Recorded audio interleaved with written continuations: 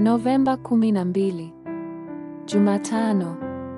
Mwaka wa 2025, anzisha timu ya uinjilisti ya vijana wazima. Matendo 19:8.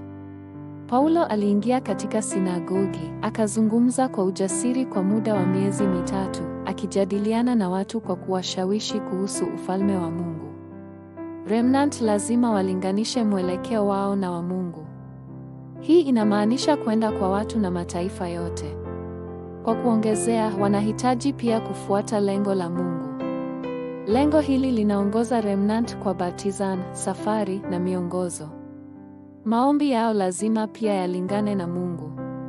Maombi wanayopaswa kuomba ni pamoja na maombi yanayofurahia baraka za kiti cha enzi, maombi yanayosimamisha ufalme wa Mungu, na maombi yanayotaka haki yake. Hebu tuthibitishe majibu haya kutoka katika Biblia. Kwanza, Paulo alieleza katika sinagogi kwa nini Yesu alipaswa kuja akiwa Kristo. Pia alieleza kwa nini Kristo alihitajika na pia sababu kamili. Pili, Paulo aliomba katika sinagogi kila Sabato na kuwafundisha remnant kuhusu maombi. Tatu, huko Efeso, Paulo alieleza kuhusu ufalme wa Mungu katika sinagogi kwa miezi mitatu.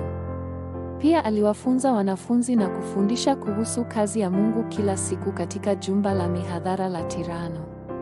Baada ya miaka miwili ya huduma, Wayahudi wote na Wagiriki katika Asia walisikia neno la Mungu.